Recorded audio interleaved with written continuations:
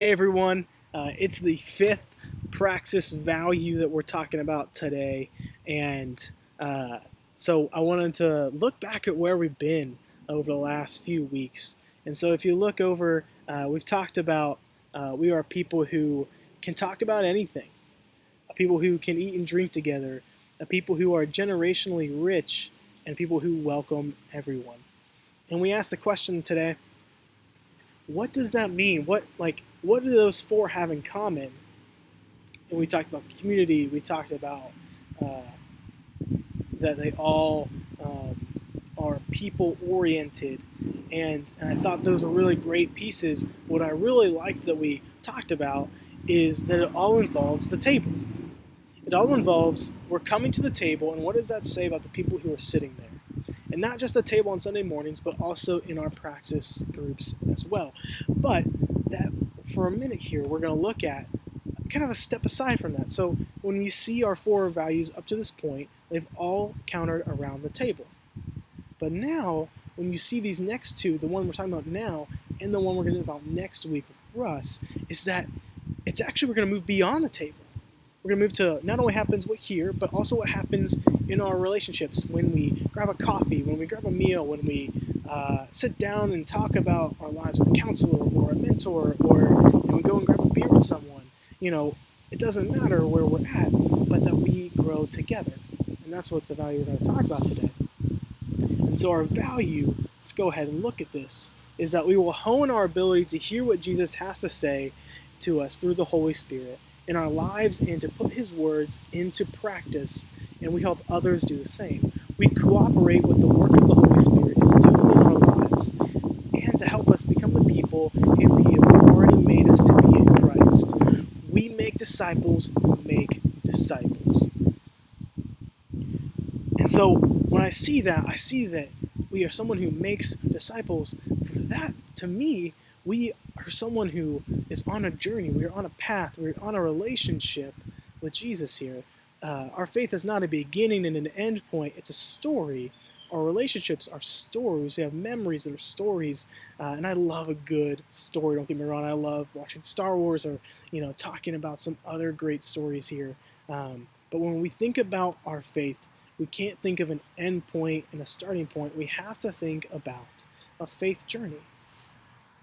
And so a really quick moment here, and before we get down into it, is that I want to talk about people who have had a good impact on your life, a relationship that has really impacted you in a positive manner. And for me, I have several really good friends that continually and always push me to think and think and respond differently than what I normally would. And that's happened between when I was in youth group, when I was in college, and when I am in my adult life, actually probably just a couple days ago, is that I get to meet with these guys and gals, and they honestly push me to think differently and challenge me in my faith. And I'm not saying because I'm wrong or they're right or anything like that, but just because they open my ideas and mind to, oh, it's an interesting thought. I didn't think about it like that before. That's actually a really cool thing, because if you bring it up over here and you see this moment where connections start to happen, relationships build, and I think, and I will bet my life on that relationships may not be designed to grow and help us grow, but they do. We are deep relational beings. I mean, deep relational beings. But what I think really matters is that with that, we have the opportunity to not only show love and value to someone else, but they do the same thing, and they help us change our minds and our perspectives, and it's absolutely amazing. And so what I want to hit on here is a piece by Paul that he talks about a faith journey with the church in Corinth. And these guys and gals are also on a journey. They're not new to Paul. They're not new to Christianity. He's writing to the church, and Paul is going to lay out some areas that they really need to grow in and really need to understand where they're at. I think the same can go for us as we talk about how we grow together. So this is 1 Corinthians 3, 1 through 9. Let me flip to it for you.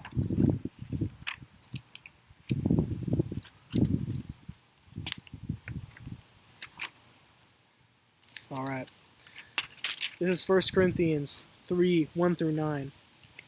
But I, brothers, could not address you as spiritual people, but as people of the flesh, as infants in Christ. I fed you with milk and not solid food, for you were not ready for it yet. And even now you are still not ready. For you are still of the flesh and of this world, for while there is jealousy and quarrels among you, are you not of the flesh and only behaving in a human way? For when one says, I follow Paul, and the other says, I follow Apollos, are you still not acting worldly? What is then? What is Apollos? What is Paul? Servants through whom you believed, as the Lord has given us. I planted the seed, Apollos watered it, but God gave it to grow. So neither he who plants nor those who water, but only God is the one who grows, who gives growth over to it. He who plants and he who waters are one, and each will receive the wages according to his labor. For we are God's fellow workers. You are God's field, God's building. And in that, we're looking at a few things here. But Paul is kind of summary, quick saying, he's like, guys, I came to you thinking you guys were going to be ready to handle more, ready to start producing, ready to start being like Apollos and like me. But when I got there, you weren't. And it's evident by how you talk and how you act towards one another. You're quarreling, you're fighting, you're angry, you have pride and jealousy among you. I mean, think about this, guys. That's our world right now, right? That's our culture right now. The fighting, the issues, the quarreling, the pride. I mean, to think about our presidential race right now. You know, we have the Republicans on one side, the Democrats on the other side, and the one's saying they're better than the other, one's attacking the other. It doesn't matter. At the same time, everything is happening the same way, is that there is issues among us, and we are not acting like Christ followers who have been doing this for a minute, or acting like people who have no idea how this is supposed to interact with our world and our mind and our thoughts. And so what I want to do for a minute is I want to walk through a couple questions with us here. Before we get there, let's hit some quick thoughts stemming from this idea. Paul wanted these people to be further along their faith journey. He was expecting them to be more like parents than children. He was expecting them to be producing rather than just kind of seeking stuff. You ever heard the song, And They'll Know We're Christians by Our Love? If you ever went to church camp, I'm sure you had it sung it. I'm not going to sing it for you right now. You don't want to hear me sing. Not good. But what it basically tells is, like, it's very evident in the title. And they'll know we're Christians by our love. But these people weren't acting like Christians. They weren't showing love. They're showing jealousy, hate, pride. And hate is fueling our culture right now in America.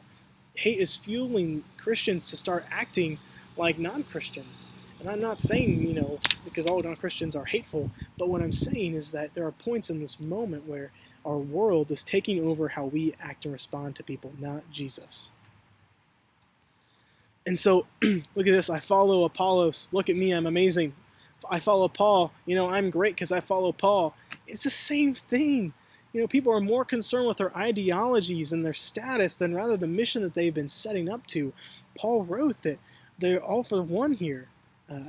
Apollos and Paul are for the same mission, here to plant and water the seed so that God can give it to grow. That's exactly what's here. But here we are. The people are more concerned about their own ideologies and who they are and who they're following than the actual mission that they're supposed to be living on.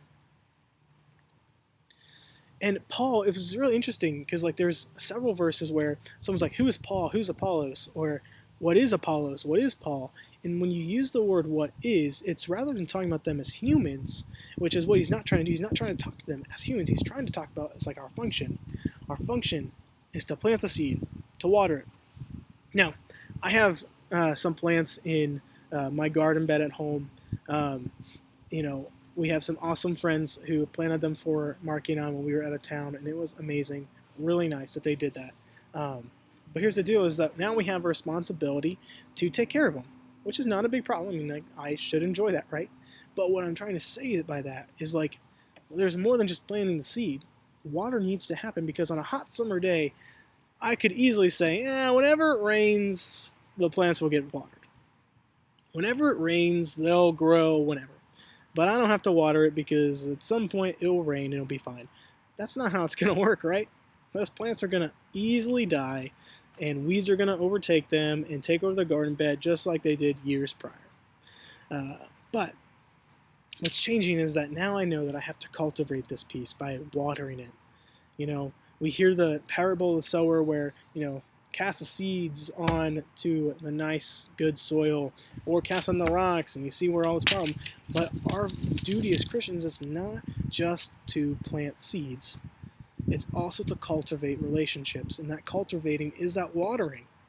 You may be the one who plants a seed to Jenny over there at work, and that's fine, but, you and Chris, the other guy, comes in and they get to talk to, he's talking to Jenny, and now she's like understanding a lot more about Jesus. It's not because you did something wrong. We have different roles, different functions. That's totally okay, and that's what Paul's getting at here is sometimes we need to realize that some people are going to bring people along a lot more than you are, but there's also times where you just kind of need to plant the seed and allow someone else to come in with a relationship and to move and grow.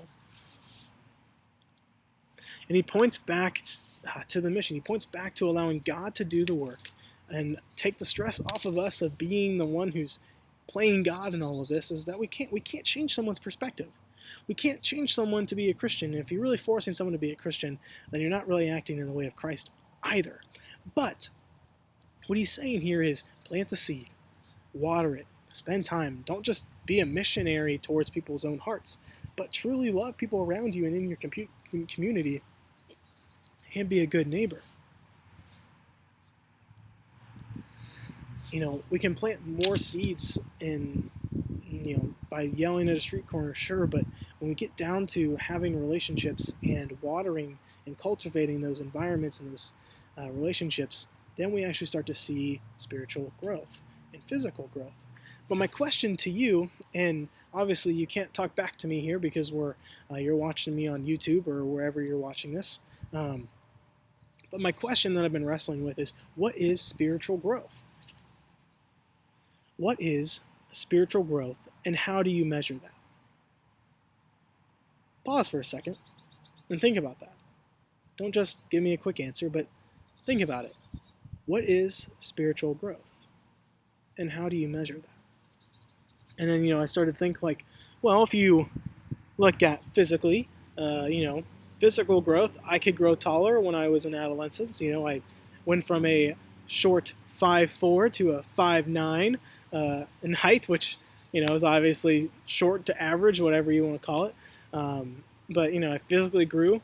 I definitely grew with my weight, don't get me wrong. But, you could also grow physically by losing weight and gaining muscle. Those are all good things too. Emotionally, maybe you bottle up your feelings and emotions and you lash out at times when it just kind of all culminates into a nice volcano. But maybe emotional growth would be somewhere you learn how to process your emotions and to express your emotions in a way that rather than lashing out at people around you, you're able to now hash them out through conflict resolution or discussion, however you want to see that fit there. Business, it's really easy to measure business growth. We can look at revenue, we can look at higher staffing, we can look at brand new facilities to house the new things that we're doing. That's a really easy one to look at. Mental growth, understanding new perspectives, getting new ideas into our minds. I mean, it's limitless there. Hey, did you guys know that this guy did this at this time? And, that hasn't happened since 1860. You're adding facts to your repertoire. So, you're expanding your database with new facts. That's a piece of mental growth as well as critical thinking.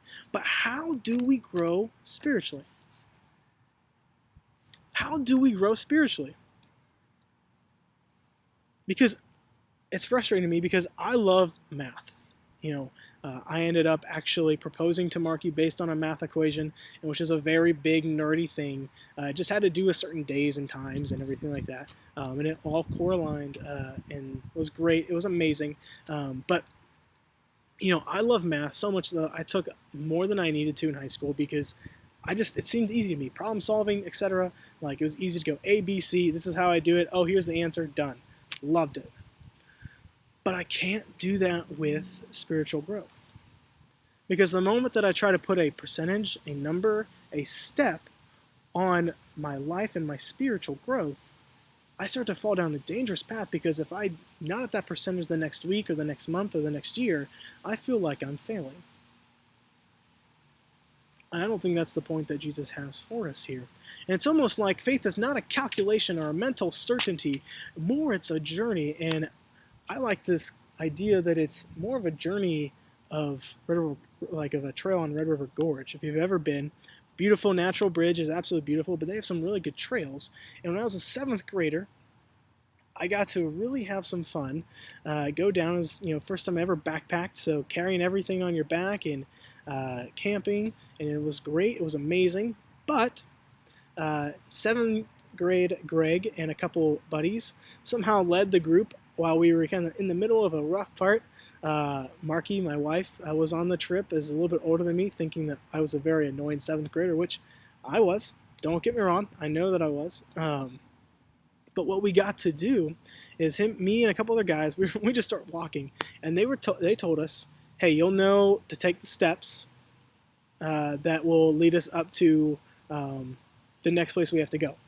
I was like, oh yeah, cool, great, that's awesome, we'll do that. Me and my friend walk right past these steps. We look to our right, we're like, huh, that's some steps there. This is called the rough trail, right? Yeah. Well, then that can't be what we're supposed to go up. I mean, that just is too easy. We have to keep going. So we ended up going a half mile out of the way up this gorge into like a tiny trail that nobody else could really get through, but a couple people who like bear crawl up the side of this gorge. Long story short, my youth leader, Brian, yells at us because we're up on this. We're like, oh man, this is cool. And we're like, oh wait, the rest of the group has to do this. Oh no. And we hear Brian in probably one of the angriest moments I've ever heard him yell. And I have never heard him yell this bad till the day. Yelled at us, and we were like, oh crap, we're gonna run. So we ran down the hill, we got back to them, and we apologized our butts off, and he obviously didn't hit us or anything. Like, he wasn't angry that much. Other than that, we made people who were tired, who their calves were hurting, who needed a break, but we made them go a half mile out of the way just because we didn't think that's where we were heading. Even though someone who's been on this trail before, who's had the idea of where we're going, who knew that we were going to go on steps, who literally told me, this is where we're going to go. And I didn't follow his instructions. I didn't follow that journey. I went on my own, and I faltered. But I think faith is like this. I think our world is like this, because when you look at it, there are points where there's mountains, there's points where there's valleys, there's points where it's easy, and we're on top of the hill, and it's great. There's times where we're down in the valley, and it's tough to get back up the hill. Your calves are hurting, and you might as well just want to take a side step and camp for a night because your calves are hurting, and you don't know if you can go another few steps. That's our faith, right? There's moments where it's easy, and you don't have any questions, and that it just seems to be rolling, it's clicking, it's going great. And there's moments where it just seems like, God, why have you forsaken me? And I want to tell you is that I think when we put ourselves in this moment where, like, well, if there's 4 stages of Christianity and 4 stages of believing in God, and I'm in number 3, if I somehow backtrack to 2, and now I'm questioning my faith, I am doing something wrong, God must hate me. That is not true. That is so not true, because what God and Jesus are doing is they're not sitting here going, oh, well, you went down a run. You took a step back. Is this thing really for you? Are you really about eternal life? That is not what they're doing. What they are available for is literally going, there is not a step-by-step process of faith. It is a journey. And there are moments in our lives where it's going to be like the valley. It's going to be dark. It's going to be hard. There's going to be questions. But the point of the journey is not to finish. The point of the journey is not to finish. Think about that. Like, it's not a trip, like a road trip where you have your destination from A to B. That's not it. The faith journey is not something that you finish. It's something that you start and that you live and that you're on and that you make memories and that you retrospectively look like, oh, I did that a few weeks ago and that was hard, but now looking at this, it's much different. It changes. It's so much more different. But in this moment, like, how do you grow spiritually? What does this mean for us? Is that I think there's 4 postures, and this comes from a church in Cincinnati. This isn't my stuff, but this is something that they use often and in their small group stuff, and I thought it was perfect for us here. But there's 4 postures. The first one is seek, having a posture of openness towards God. You're open to the possibility of God. Receive. People are receiving God's love, and they start to lay the foundation of faith. What is this communion thing? Why are we eating grape juice on Sundays or drinking grape juice on Sundays? Why is this happening? What is this? You're asking those questions. You're getting those basic foundations of what we would say faith is. But then the next one is follow. Now you're learning to try to take Jesus and not only just learn his word and what he said and his revelation, but also look to Jesus and put him at the center of your life and allow him to infect and show and change and alter where you're at, your reality. And the last one is produce. Exhibit the life of Jesus in your life and connecting seekers and others to the journey of Jesus. And so with those, there's seek, receive, follow, and produce. And you could think of it as like baby to parent. That's not what we're doing here. There's not a step-by-step. One's not better than the other. One is obviously something more closely aligned to Jesus than the other. But one is not like if you're a seeker, you're going to hell because you're not in the producer stage. There's not stages, it's postures. It's seasons of life. And I think it changes. I think you could be producing one moment, and then next you've hit a rough road, and now you're down to, or however you want to say it, but now you're back to receiving. I don't think that that is necessarily wrong. And the reason why is because you are just in the valley. You're working. You're still on that journey with Jesus. You haven't stepped off. The trail at Red River Gorge is windy. It's rough. Sometimes it's hard to tell if you're going the right direction. But that is why we need relationships. That is why relationships help us grow, help us keep them on track, because we get to not do this life alone. We get to do it with each other. We get to do it at coffee. We get to do it having a beer. We get to do it in each other's homes. We get to have life with one another. So how do you spiritually grow? How do you measure it? I don't think you can give yourself a percentage. What I think you can is you can identify if you are seeking God right now, if you're receiving and laying a foundation, or if you're following. Are you doing this? Are you living this life? Are you trying to live it out? Or you're producing? Are you helping others do this? You find out where you are, and rather than look at the percentage or play a comparison game or try to, put yourself in a moment of like this, if you are staking your faith on how much you read the Bible, you are staking your faith on how much you're praying, if you're staking your faith on how many theological books you own, which I own plenty, but if I stake my faith on that and I lose those books, or if I don't read as much, or if I don't pray as much, I'm going to feel guilty like I am failing as being a Christ follower. And I want to tell you that you need to stop that. Because one, it's good, I guess, that you have that intentionality. That you're like, I feel like I'm off. I feel like I'm off center. I feel like I was a producer in this setting, this season, and now I'm back to like receiving or whatever. That's fine. But the moment that you feel like you're a failure because you're not reading the Bible as much, you're putting your faith in actions. And faith is not an action-oriented thing. It is a journey. Our society in America right now, there's 2 huge things. We are growth-minded. We are results-driven. So growth-minded, we want to grow, we want to be better, we want to have more, and more. Results, we want to get it done right as soon as possible, as fast as possible, the best we can. And those keep going. And that happens to our faith, right? I want to be the best Christian I can be. I'm going to get up every morning at 7 a.m. and read the Bible, even though I've never gotten up at 7 a.m. ever in my adult life. That's not going to go well. But when we put our faith into actions, and that's all that it sits there, and it's not in our intentionality, it's not in how we interact with others, it's not in our relationships, then it's never going to grow beyond those actions. If we tie our faith to a place or to a service, it's never going to grow past that point. And so what I need you to do, what I need to do, is we need to put our faith as a journey.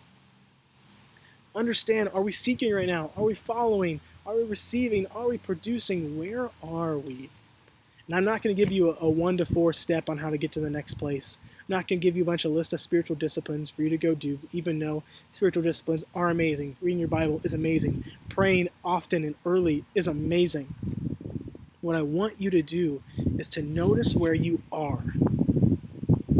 Because I think there's a piece where you can look at people around you and you can say, I think that they might be further along than me in this faith thing. And maybe they are. Maybe you can go talk to them. Maybe you can start a relationship. Maybe you can start to work through some of the questions that you have with them. And with that, they might be also like, well, you actually seem to have this part down. Like, I'd love to talk to you about that. You know, I get coffee with an amazing guy every Friday or every other Friday, something like that. And what we get to do a lot of times, so we talk about faith, we talk about our lives, we talk about our marriages, we talk about everything. But what I want to say that we do often is that we challenge each other's thinking in every aspect. And him and I come from a pretty similar background. Him and I talk a lot. But what we get to do is like literally talk about things that I wouldn't get to talk with anybody else about. And in a way that is absolutely thrilling to me to be able to do. And so what I want you to do, and I want you to do, is find that relationship. Because relationships, as we are relational beings, need growth. We need relationships. We love to be in relationships with people. And we can have those healthy relationships. We can have those that push us to grow, not just spiritually, not just where are we at with Jesus right now, not on this journey, but they push us to grow in a physical capacity of not only showing love to people, but also can change our minds in a whole other host of ways. We grow spiritually through intentionality, relationships, and reflecting Jesus in our lives. And so we need to know where we are. We need to know, are we seeking, are receiving, following, producing, not just to get to the next level.